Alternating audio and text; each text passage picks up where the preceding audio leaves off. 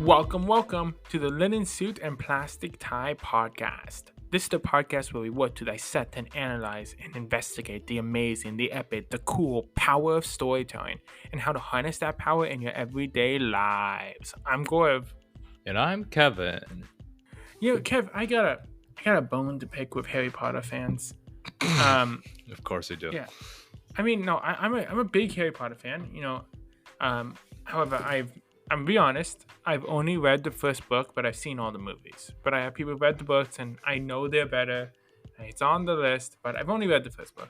But I've talked to people who've read the books, and they don't have an answer for me with this. Talked about this before. I don't understand why they let Slytherin into the school. And let me explain why. It appears all the bad kids come from Slytherin, right? And I know in Cursed Child, Harry's kid is in Slytherin. Fine. So there's a few good apples who won't get in. But if all the bad kids are coming to Slytherin, and don't tell me that's like labeling them. In the last movie, Professor McGonagall says, take all the Slytherin kids to prison or to the dungeon, whatever it is. She sends all the kids to the dungeon, right? Because one of them could be bad. I think they should do the sorting hat first in the admissions process. And if you get in Slytherin, sorry, you didn't get into the school. We can't have it if people keep murdering people from Slytherin. This is my stance on this. And I'm sure if I read the book, I'm going to understand Slytherin more. I'm sure the movies just didn't do them justice. So there's two things. One, justice for Slytherin in the movies. That's one. If that's true and Slytherin just did, and I'm sure there's Slytherin in all of us. So part of this is actually justice for Slytherin in the movies. If in the books they explain Slytherin, if they explain Slytherin as like a productive member of society, it's just they've had bad apples and they have bad tendencies and they can change and they can be good. I think that's what happened with Draco, but I mean by the end of the movie, all he was not a murderer anymore, which is fine. I'm sure that they get a better arc in the books. So one, justice for Slytherin in the books. But looking solely at the movies, I fully don't understand why they don't just not let the Slytherin kids in. Anyways. Yeah, and if you're a Harry Potter book fan, if you're a Slytherin, please feel free to aggressively comment. And I'd love to watch this fight. Let me know if in the books, Slytherin gets a better story arc, right? I want to know. But here's the thing, and this is the thing too. You don't have to do both. You can be a Harry Potter fan of the movies. You can be a Harry Potter fan of the books. You don't have to do both. You're justified your opinion. I'm talking about the movie world. And yes, if I read the books, I'm sure I'd understand the wizarding world better. But you don't have to read the books to watch the movie. There's no prerequisites. So I'm allowed to make judgments solely based on the movie world. I just am, because it's a series, right? You can pretend the books never exist and vice versa. Yeah, I can't wait until the new TV show comes out and more atrocities to be fought over. The TV show can't solve the movie's problems. The movies can't solve the book's problems. They are distinct universes, right? If they're all one universe, fine, but they're distinct versions of the story. So you can't say, oh, in the TV show they explained this, oh, in the books they explained this. Good for the books. That means they did it. But in the movies, in the movie universe, Slytherin is evil. That's all I'm saying. Anyways, who are we talking to today, Kev? Well, today we are talking to Doug Herzog. He is a very, very experienced American television executive. He was formerly the president of Viacom Music and Entertainment Group. He has been responsible for the rise of some of the most iconic cable TV channels like MTV and Comedy Central. You may have heard of some TV shows he's spearheaded, like The Daily Show with Jon Stewart, South Park, The Real World. Most recently, he has been co-hosting a podcast called Basic, which tries to outline a brief history of cable TV network. So we are so happy to be able to talk to Doug about cable as a storytelling medium, and a lot of cool stories about The Daily Show and some of the most interesting, iconic shows that he's created. So let's get into that. Yeah. can you pronounce your first and last name for us? My name is Doug Herzog. All right. Our first question, of course, is can you tell us a little bit about yourself? What is your story? Oh gosh, Mhm. my story was born and raised in northern New Jersey, right outside of New York City. Grew up in the '60s and '70s there. Kind of obsessed with at that time television and movies and very different kind of entertainment landscape. But was excited about that and wanted to go figure out how to do that for a living. Went to Emerson College in Boston, where I studied film and television. And then was lucky enough to graduate right at the dawn of cable television, very early '80s, dawn of the '80s, and spent almost my entire career in the world of basic cable television, and took that ride all the way up. And yeah, it was. I mean, that's it in a nutshell. But and it got me between New York and LA. Been living both places. Currently, home base is LA, but over the years, back and forth between New York and Los Angeles. Very cool. Yeah, we're both also in LA, and we've been in LA a few years, and it's such an interesting town, and things have changed so much just in the short time we've been here, let alone in your immense career.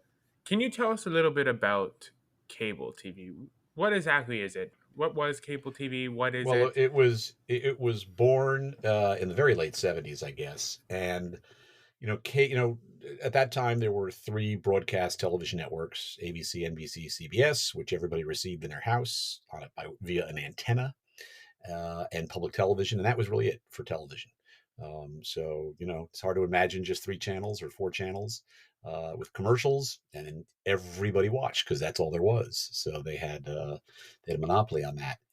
But folks who lived out in the hinterlands in places where they couldn't get great reception, that's how cable started. Cable started as a way to get better reception for the broadcast networks, so that people could actually watch TV because they couldn't get the signal on an antenna if they were way out in the middle of nowhere. And so that's where these satellite dishes started to spring up. And that evolved into a whole nother world of programming where people thought, oh wow, we can deliver programming this way to potential viewers and subscribers. And sort of cable television was born. Some of the big pioneers were obviously Ted Turner with CNN. I was at the Los Angeles bureau of CNN the day they launched in 1980. ESPN, which came out of Bristol, Connecticut. And then ultimately things like MTV and Nickelodeon, USA Network. These were some of the early cable networks, and it was a real alternative to network television.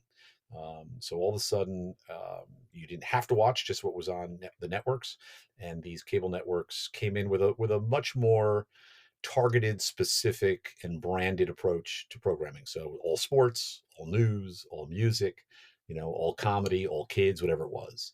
And it turned out to be, evolved into quite a big thing over time. Didn't happen right away, by the way. And it was a great model because the cable programmers, so MTV, CNN, ESPN, the networks I mentioned, they would receive revenues from advertising. In addition to, they would receive subscriber revenues because you paid to have it. So it was a dual revenue stream, which served them very, very well for a very long time. I think there's so much in that I want to dive into the competition aspect, the revenue aspect, it's such an interesting kind of dynamic that was going on in this time.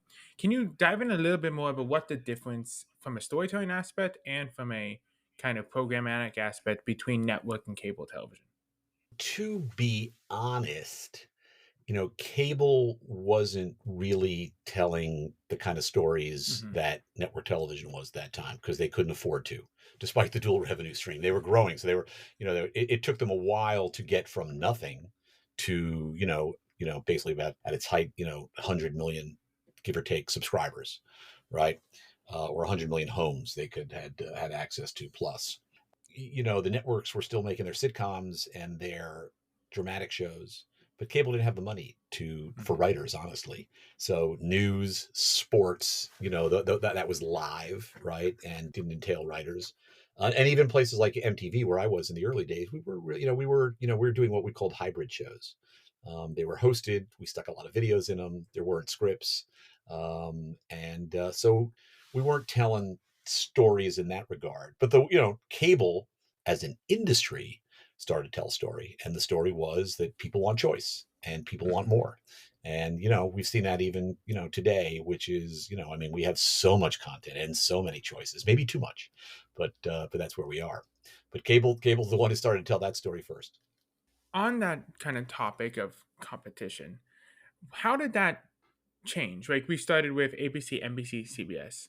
How did the quality and kind of the fight for content change as more channels started popping up to this world now where there's so many?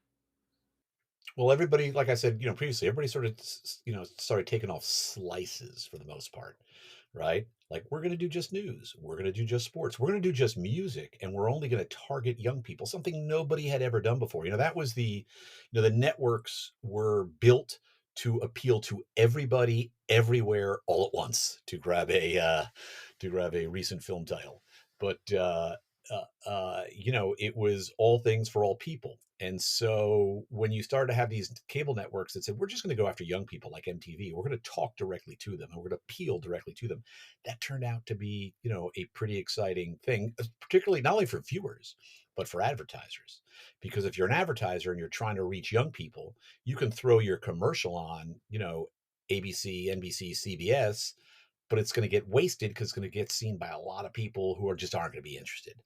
And so it was a great advertising model as well. And that was the story of cable, sort of differentiated from the networks, much more specific, much more targeted, much more branded. And it was a story and a strategy that they rode on for a very long time and very successfully. Yeah, and let's dig into that aspect of differentiation a little bit more because obviously you have been at MTV for a long time, and that's a very sort of differentiated network. So, what goes into building a brand or a story like that for a channel that wants to have a distinct character? Differentiation is the key. So, what we realized early on is MTV started just showing videos. And that was novel and that was fun and people liked that. And then after the first couple of years, that sort of novelty of that began to wear off. We realized that we needed to keep people around longer. Engagement. We didn't call it that then, but it was about like, oh, if they're only going to watch a 4-minute video, of Cyndi Lauper, and then the Culture Club video comes on next, and they don't like that, they're going to turn the channel. So we're like, how do we keep them around longer? Because we were basically changing our programming every 4 minutes. So we decided we're going to make actual traditional television shows. So again, we didn't have a lot of money. So we did sort of cheaper kinds of things. We did a game show, we did a dance show, we did a news show. We were already doing news. And, the idea was, not to try and do a low rent version of what the networks were already doing. Why would you watch the second best, third best, fourth best kind of show like that when you can have the best on the networks? We said we have to do something different. We have to find the white space and we have to do it in a way that they wouldn't do it. So we were very conscious of not imitating them, but using some foundational things, but doing it our way. We used to, I mean, the corny thing we used to say back then was, yeah, it's a game show, but it's got a rock and roll attitude, very 80s. And it was just, a game show that none of the networks would ever do because it was directed at young people and it had a sense of humor and it had music in it. And, it was just a different take and nobody had ever done that before. And, good idea is one thing, but being able to execute against it is another. And I think we did, obviously, because MTV just started to grow and grow and grow. It's the first sense of targeting, right? It's the first kind of sense of media targeting in that way that we see in nauseum on platforms like Meta and Well, TikTok. yeah, And now right, it's evolved, yeah, tremendously. But yeah, in those days, it was these big, broad platforms, the networks, and you just threw stuff up there and saw what stuck. Now, they weren't, they were trying to reach everybody. So they were trying to reach most, I guess, sort of families and adults, right? There was different day parts that were set aside for kids, right? Afternoon, they had kids program mornings, they had kids program Saturday morning, but they didn't really speak to kids, right? So what an hmm opportunity for Nickelodeon, create a network just for kids that really spoke directly to them and not in the voice of like this big corporate network like ABC or NBC or CBS, but something they really felt ownership of. And yeah, so that was the branding. the execution of these networks and the branding of them. They were strong, strong brands. These are tremendous brands. MTV, Nickelodeon, CNN, ESPN. Like these were the real pillars of basic cable. Yeah, these are the Yeah. storytelling. These are the stories. I think with MTV is a great example with your work is that MTV had such a great brand. Like with it was like that's where the cool kids went. It wasn't for the adults. It had such a brand of like it's just a channel, but you felt like you were part of almost a club. Yeah, exactly, and that was the whole idea. It was like a clubhouse, and it was a place to hang, Hmm. right? And in a world before social media, it's hard. Always I talk to my kids and young people, and it's hard to wrap your head around because nothing like it exists. I don't think anything ever will again. But there was a time where MTV was kind of like Spotify, Snapchat, TikTok, Instagram, Twitter, YouTube all rolled into one. And it was the thing. And if you were a young person, you wanted and needed to be there. And like I said, it was a very particular place, very particular time. They had a grip on young people and popular culture in a way that I don't think has been matched since. Yeah, and Hmm. there's the immediacy of it, right? Like nowadays, if you miss a show or whatever, you can watch it on 10 versions, 10 ways. Then, if you like missed out on the show, it was like that was you were missing out on the club. The water cooler conversation was very different. It was like you actually missed out on something.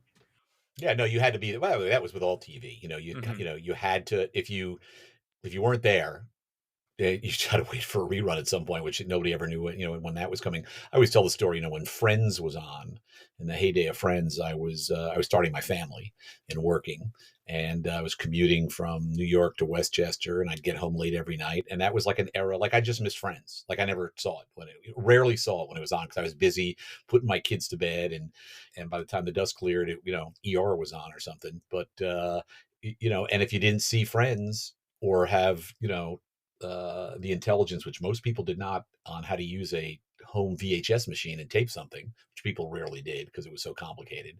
You just missed it. So you had to be there. So yeah, I missed the whole Friends water cooler era, but I enjoy watching them catching up on streaming. Hmm. So, what was it like to be actually creating in that era of cable TV and content creation? I know you started up at MTV as a TV producer. So, what was the role of storytelling in that position back then?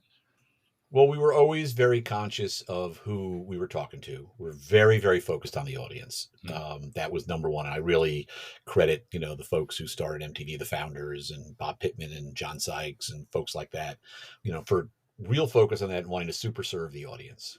And so it was all about the audience and will they, is this for our audience? It's not Mhm. supposed to be for everybody. It's supposed to be for our audience. And we did a lot of research and digging and, trying to understand our audience as much as possible. There was a lot of young people, a lot of like-minded people. There wasn't a lot of money, and there was this great permission to experiment, permission to fail, and permission to try things. And that changed over time, obviously, as the business matures. But in the early days, when not everybody's watching, and you're just trying things out and trying to figure it out. And we did a lot of that, and it was super fun. I mean, it really was super, super fun. I kind of want to talk about also that jump from MTV to Comedy Central, leading to really important and impactful channels that have really had a huge impact on pop culture then and now. What was that jump like, and how did you kind of context switch in that way to be immersed from the MTV world into the more comedy world? Well, at the time, Comedy Central was half owned. It was a joint venture. At the time, it was half owned by Viacom through MTV and Time Warner through HBO. Both of those companies had competing comedy channels, which were failing. And the cable operator said, "Look, we don't want two, we want one. You guys figure it out. We're not going to choose. We think the best idea is to merge," which they did. And then it kind of fumbled around for a couple of years, didn't really gain much traction. And then this opportunity came up. I was sort of like the number two person at MTV, and this opportunity came up to be able to lead Comedy Central. I'd always been a big comedy fan. I brought some comedy on to MTV, so it was of great interest to me. And it was very different from MTV. This is 1995. MTV is flying high. MTV, after the launch in the 80s, it really hit its stride to a certain degree in the late 90s and beyond. With both TRL and what became known as reality television, which was something we were already into with the Real World and that kind of thing. And so going over to Comedy Central was kind of going from the New York Yankees to the last place team. They were only about 3.5 years old. They were very much fumbling and fledgling, so I saw that as a great opportunity, kind of a nowhere to go but up. And pretty quickly, I was able to, bring South Park over. And also, we developed and created The Daily Show. And so those became the pillars of Comedy Central and are the two shows that really, I think, got it into what, the major leagues. South Park in particular, which took off very, very, very quickly and really drove distribution. And The Daily Show, obviously, over time, it did not start with Jon Stewart, and really took off when Jon Stewart became the host in 1999. A lot of folks in the comedy world thought, wow, two of the best things out there are The Daily Show and South Park. I want to be on that network. And it was great because we got, ended up doing things with, Amy Schumer and Key and Peele and Dave Chappelle, and just the list goes on and on and on, right? So it was a story of something getting built brick by brick, and then you got to get I did a lot of storytelling in those days, going out and sort of selling the idea of Comedy Central and where we were going and what we were doing and how it was going to become a home base for comedy, and we were able to execute against that narrative and succeed. So it was all worked out. I want to dig into The Daily Show a little bit as well because it's one of my favorites. It's such an amazing program. Can you tell us a little bit about what the initial conceit for this was and how did it change when Jon Stewart came on? Well, the initial conceit was, I'd gotten to Comedy Central, and Comedy Central was filled with, it was being programmed largely by a lot of crappy reruns and movies, comedy shows. We certainly couldn't afford the best stuff, and we did some originals. The one thing that actually, they had Bill Maher had a show called Politically Incorrect, which as soon as I arrived at Comedy Central, he notified me that he was leaving, so I knew I had to replace Bill Maher.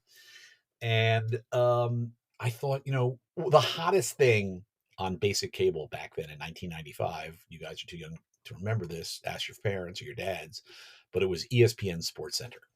And it was hosted by Dan Patrick and Keith Olbermann. And again, this is in a world before social media. You can get every highlight and game on your phone. And everybody watched the primetime version of Sports Center every night for the highlights and their sort of repartee. They had a great chemistry. They were very funny and snarky, and it became a real thing. It was one of the highest rated shows on cable. It was a national sensation. They're on the cover of TV Guide. I mean, they were two of the hottest guys in all of the business.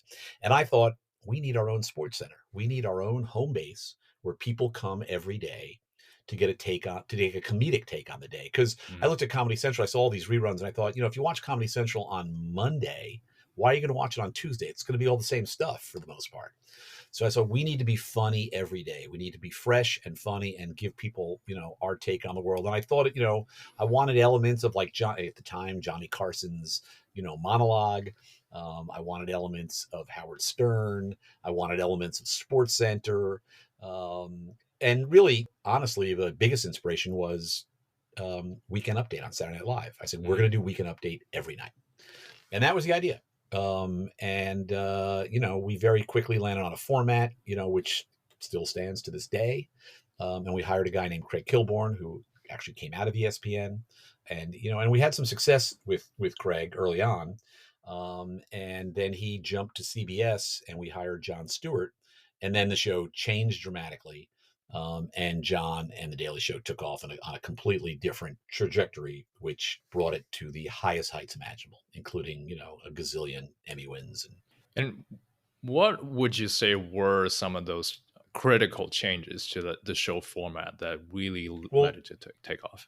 Point of view, first of all, Craig is a not untalented comic personality. I think he did not bring a ton of point of view to it.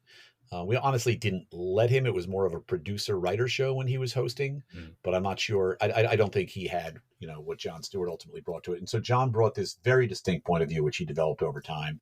And honestly, less of an emphasis on celebrities, which is what we're making fun of a lot.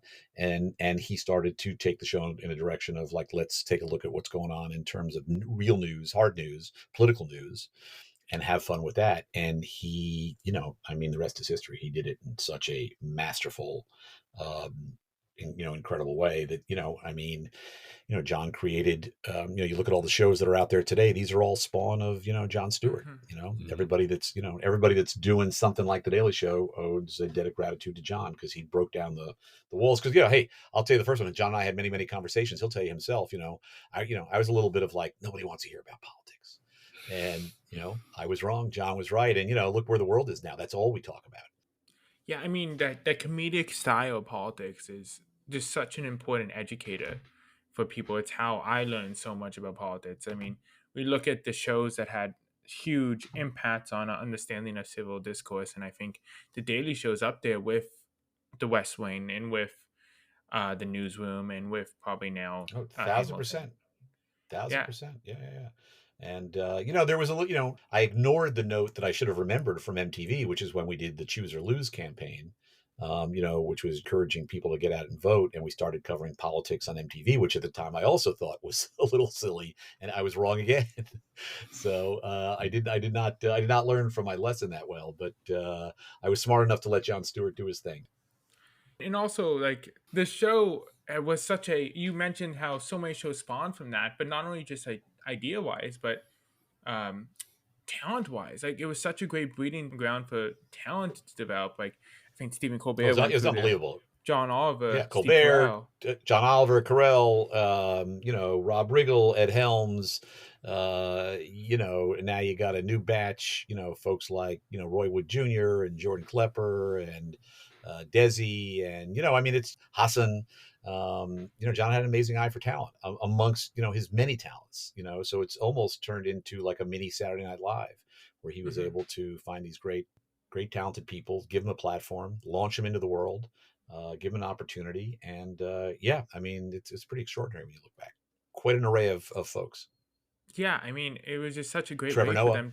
Yeah, and Trevor Noah, of course. It's such a great way for them to develop their brand and figure out who they were as comedians. I think that was so Yeah, interesting. it's a lot more specific. They Hmm. versus SNL, where you could the Daily Show is a very specific thing. So you had to come in with an appetite for that kind of stuff. There wasn't really a place to train, because nobody was really doing it for the Daily Show. But it was all about news, current events, politics, and being relevant and newsworthy, as well as funny, which is the hardest part. Okay, I want to ask one last question on the Daily Show. One last question on the Okay. Daily Show. Obviously, the host brings such a important, consistent element. I mean, it's a daily show. It's in the moment. It's The Daily current. Show. Yep. It's like, and it's so tough to do in this kind of streaming world to bring a show like that, and that's why cable is so important as a medium for it. Talking about the host right now with the rotating host setup and Comedy Central trying out different hosts, what do you think the importance of having a consistent host is, and what do you think? What are you liking about this rotating host until they kind of decide on someone? Well, I haven't been watching much. I've seen a lot of the clips. I Hmm. thought it was an interesting strategy. And I'm a little more traditional. I'd want to make just personally, I'd want to make a priority out of getting somebody in there who is going to be there every night, so you can start building that. On the flip side, the ratings went up. Hmm. So, which is Mm. very hard to do these days. So I give them a lot of credit. The ratings went up, and I guess there was a lot of, interest in, checking all these people out. I think it's tough on the production crew to sort of change gears a little bit. Although I think the production team likes it a little better, because they're kind of in control rather than the individual hosts, because the hosts are just coming and going. They're just renting the seat. So I think the producers are like, they're sort of calling the shots more than a host would. When Jon Stewart's sitting there or Trevor Noah sitting there, they're calling all the shots. Hmm. You know, when when there's a guest host, they're not. So I don't know. I mean, I like I said, they had more success than I thought they would with the rotating thing.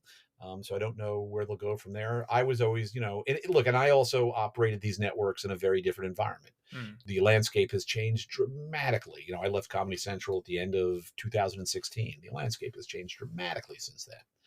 And so, different times maybe take a different approach. When John left, and this has been reported, there was a minute there where Chris Rock threw up his hand and said he wanted to host the show temporarily, and I turned him down. Might have been stupid, but I was just, what? I didn't want to do something with Chris for a couple of months, then have to change gears again when we got in the, and so I said, no, we're just going to put our heads down and find a new host. And that's what we did.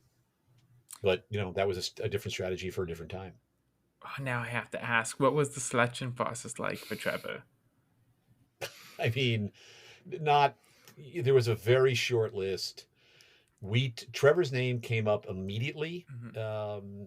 We hardly knew him at all. He had only done 2 or 3 pieces on the Daily Show, but to me, as like, oh my God, you could just see the guy, he was a 5 tool player. If we're talking baseball, he could write, he's stand up, super funny, charming, handsome, brilliant, smart, global. I mean, he's just checks so many boxes, but these shows are really hard to do. They look easy. They're really hard. And I don't know. I just had the sense he was up to it. Mm-hmm. So anyway, his name came up first, but we wanted to explore some bigger names and some bigger opportunities before we were going to sort of, get to Trevor, and not something he doesn't know, I don't think. But we had a couple of serious conversations, not a ton. My sense was there's a lot of people who wanted to be asked, who could say, oh, they asked me to do the Daily Show. Most of them had no interest in doing it. And for established stars, the idea of taking over for Jon Stewart is a very dangerous thing, right? Mm-hmm. I mean, Yeah. you're taking over for Michael Jordan, right? Yeah. You're taking over for Muhammad Ali. So like, where's the upside, right? Are you gonna do better than him? I mean, you could. I'm a never say never guy, but it's gonna be very tough. So I think ultimately it was a better idea for somebody who had something to prove, and that's where we ended up. Yeah, these transitions are so interesting because I think with Trevor Noah too, it wasn't about doing better, it was about doing different. It's about how these unique hosts bring their own brand and their own story. It's gonna be a different show, and I actually think we're seeing that. Well, with it needed to be. Mm-hmm. John actually gave us great advice early on. He says, "Don't look for like the next version of me. That's a fool's game, right? You got to go in a different direction and find something different, something that they're always going to compare him to John, but not somebody who's trying to be John, right? Somebody who's trying to be themselves, which is very much what Trevor did." And then the other thing, just going back to your question about the rotating host, the other thing about the environment is, I don't know that late night television matters as much anymore, right? We built this show in 1995, pre-internet, pre-social media. This is when people still would stay up till 11 o'clock or 11:30 to watch Johnny Carson give them their take on the day.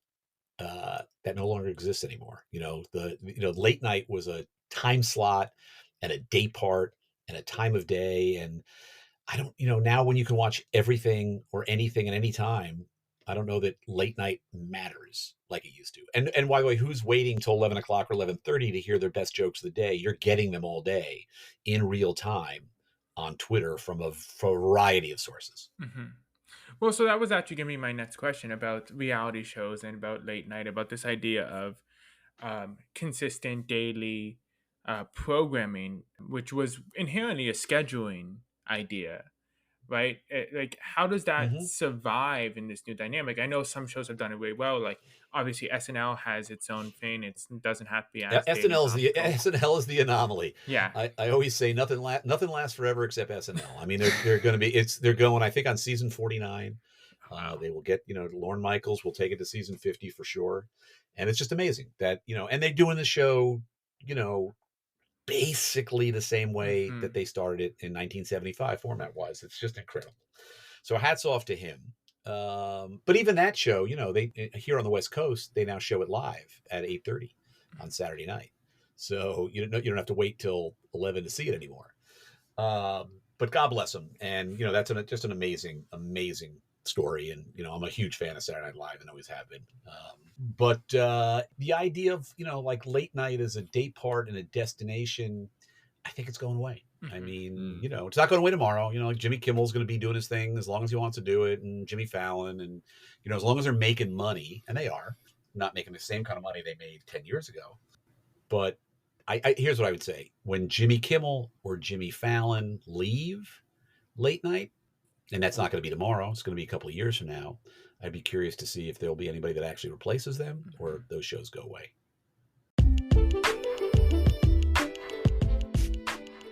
And that concludes part 1 of our conversation with Doug Herzog. In our next episode, we will finish this discussion exploring more interesting topics around the history of cable TV, how cable TV content were designed around advertisements, how politics affected cable in more recent years, and the legacy of cable TV. So stay tuned. In the meantime, if you like our content, make sure to subscribe and follow us on Instagram and TikTok at LSPTpod, LinkedIn, Linen Suit and Plastic Tie. We'll see you next time.